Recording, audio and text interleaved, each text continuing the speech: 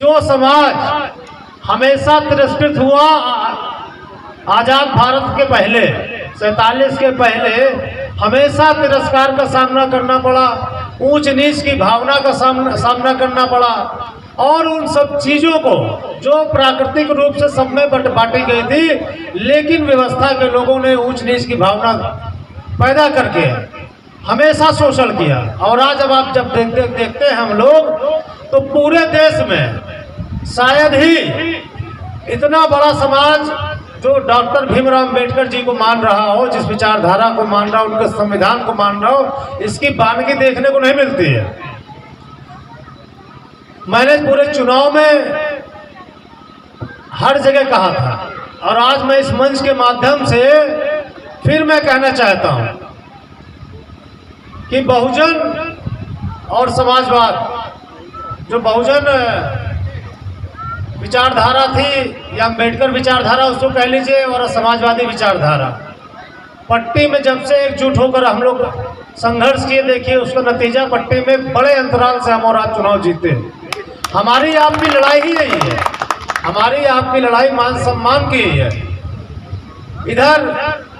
मैंने पहले भी आपको भरोसा दिलाया और इस मंच के माध्यम से पुनः भरोसा दिला रहा हूं कि जिस विश्वास के साथ आप सबने हमारा साथ दिया है और पूरी समाजवादी पार्टी को मजबूत किया है, हमारा ये नैतिक कर्तव्य है कि हम पहले वरीयता पे आपको रख के आपके कामों को करें। कहीं से आपको ये महसूस नहीं होगा मेरे स्तर से या हमारे पार्टी के लोगों को स्तर से कि हमको आपको कहीं पीछे छोड़ा जा रहा है। आप विकास में भी बराबर के सहभागी रहेंगे और कहीं अगर कोई ऐसी बात होती जहां आपको हमारी जरूरत है, निश्चित तौर पर वहां पे भी मैं आके मदद करूंगा। और यहाँ पट्टी विधानसभा के चाहे विकास की बात हो कि चाहे और मान सम्मान की बात, हर चीज विधानसभा के माध्यम से आपके मुद्दे विधानसभा में उठते रहेंगे। हमारा एक नौजवान साथी यशवंत यादव और देवेंद्र जी खड़े हैं। यशवंत ने भी चुनाव में बहुत अच्छी मेहनत की और एक व्यवस्थित तरीके से लोगों को अच्छे से समझाना। देखो पूर्व प्रधान वहाँ के बैठे हैं, सीतापुर राधे के चौरसिया, धर्मेंद्र भी बैठे हैं, हंसराज भाई हैं। तो ऐसे बड़ी संख्या में जहाँ तक नजर जाएगी देखते हैं बीच बीच कहाँ कितने लोगों को संबोधित कर पाया जाता है। जहां जरूरत पड़ेगी हम आपकी मदद करेंगे, बशर्ते देखिए आज कम से कम जब हम यहाँ 14 अप्रैल के दिन यहाँ इकट्ठे हुए हैं तो डॉक्टर साहब ने जो हमको और आपको संविधान दिया, जिसकी बदौलत हम और आप कम से कम शोषण का उतना शिकार नहीं हो रहे हैं जहां पहले बहुत बड़ी संख्या में होते थे। आज भारतीय जनता पार्टी की सरकार है और मैं आज भारतीय जनता पार्टी के लोग डॉक्टर अंबेडकर जी को नमन कर रहे हैं, जबकि हमेशा उन्होंने विरोध किया एक समय तक। और जिस विचारधारा को लेके वो चल रहे हैं, शायद वो बहुत पढ़े नहीं है डॉक्टर अंबेडकर को कि उस विचारधारा के विपरीत ही हमें लड़ाई हमेशा डॉक्टर भीमराव अंबेडकर जी लड़े। और बहुत फेमस एक चीज ये है डॉक्टर अंबेडकर जी की कि जब दो बातों पे उनसे बात की गई तो उन्होंने साफ साफ मना कर दिया था। एक हिंदू राष्ट्र की परिकल्पना जो उनको दिखाई जाए तो उन्होंने कहा था कि मैं ऐसे हिंदू राष्ट्र की परिकल्पना कभी नहीं कर सकता जहां पे दलितों के साथ अमानवीय व्यवहार होता हो, उनको आदमी ना समझा जाता हो, इंसान ना समझा जाता हो। तो ऐसे राष्ट्र की परिकल्पना हमको नहीं करनी। और दूसरा, जब उनसे किसी ने पूछा तो उन्होंने कहा कि अगर मुझे अपने लोगों के हित की बात देखनी होगी और राष्ट्र के हित की बात देखनी होगी तो मैं पहले अपने लोगों के हितों की बात देखूंगा, क्योंकि राष्ट्र जब इन लोगों के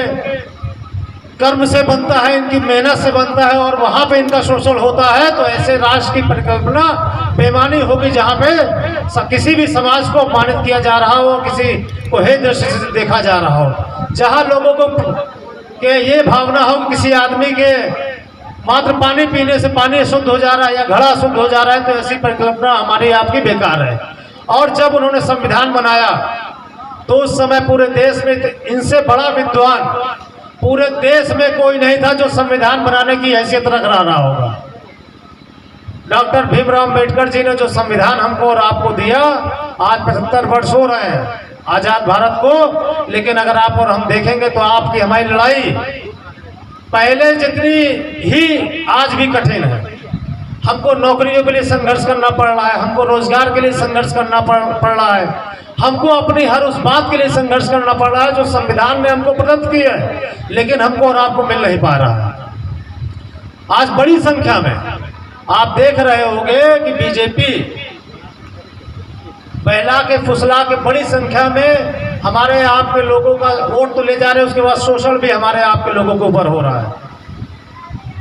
तो इन चीजों से हमको और आपको संघर्ष करना पड़ेगा आगे भी, क्योंकि भारतीय जनता पार्टी की सरकार है और हम लोग विपक्ष में बैठे हुए हैं और विपक्ष में बैठे हुए हैं। जनता ने बड़ा प्यार दिया पूरे प्रदेश में,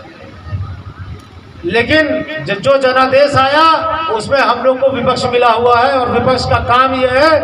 कि जनता के हर एक मुद्दे को विधानसभा के माध्यम से हम लोग उठाएंगे और आपकी लड़ाई लड़ेंगे। उसमें हम लोग कहीं से पीछे नहीं हटेंगे, ना हम हटेंगे ना समाजवादी पार्टी हटेगी। समय का आज क्योंकि कार्यक्रम मेरे और भी लगे हुए हैं, समय कम है, लेकिन मैं उम्मीद करता हूं कि ये इसी तरह कार्यक्रम हर वर्ष और बड़ी संख्या में लोगों को बुला के हम लोग मनाते रहेंगे। और मैं आपको भरोसा देता हूं कि हर वर्ष आज के दिन मैं विधानसभा में ही रहूंगा और जहां जहां कार्यक्रम होगा डॉक्टर साहब के सम्मान में मैं हर जगह जाने का प्रयास करूंगा। कभी कहेगा किसी जगह, कभी किसी जगह, लेकिन हम आज के दिन कम से कम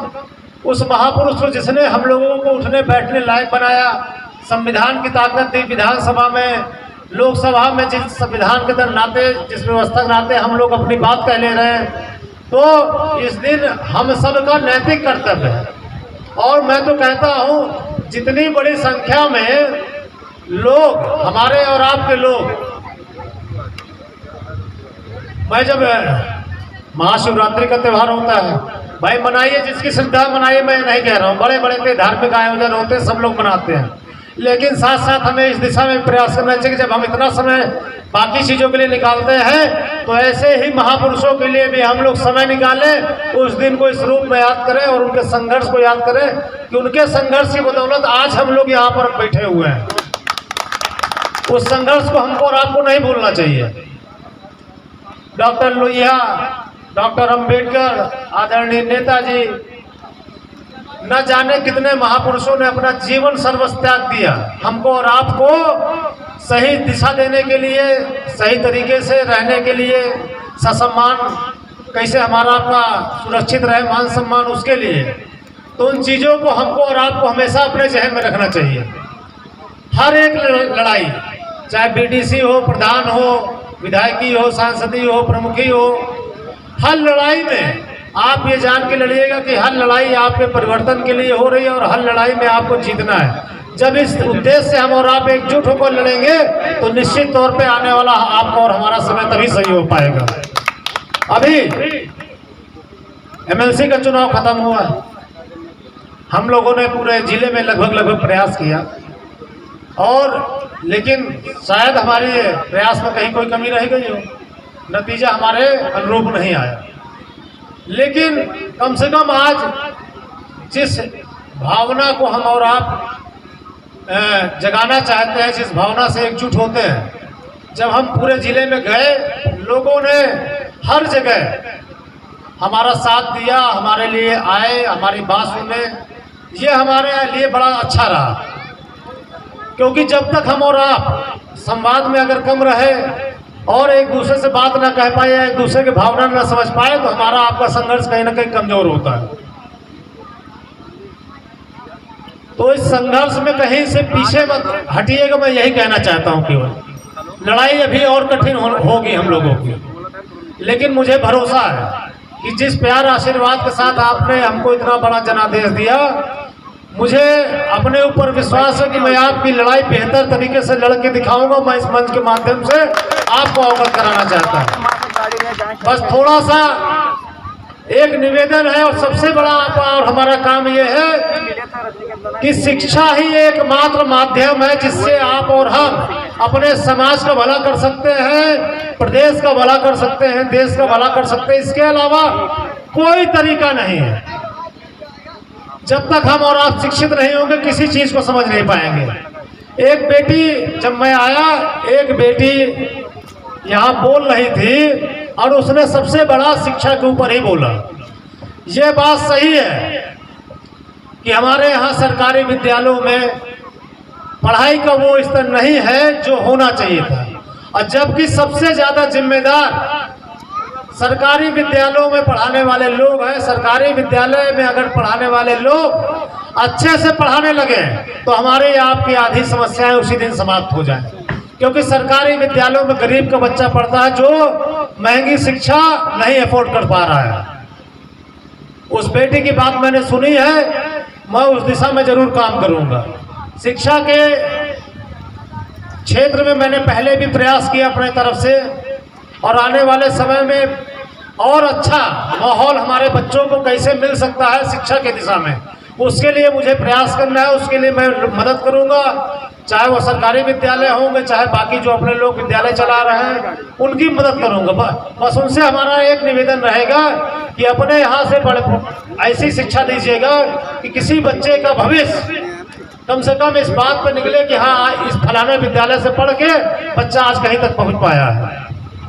तो यही निवेदन है, क्योंकि सब लोग इस गर्मी में बैठे हैं और सब जो है चेहरे से लग रहा थकावट आ चुकी है, सबके चेहरे से लग रहा काफ़ी देर से बैठे हैं। तो अब आगे भी हम लोग को जाने दीजिए। अब इन्हीं बातों के साथ, इसी निवेदन अपील के साथ कि इस भाईचारे को हमको बना के रखना है, और मैं भरोसा दे रहा हूँ आपको कि मैं आपके साथ कंधे से कंधा मिलाकर हर लड़ाई में आपका सहयोग करूँगा। बहुत बहुत धन्यवाद आप सबका, बहुत बहुत आभार।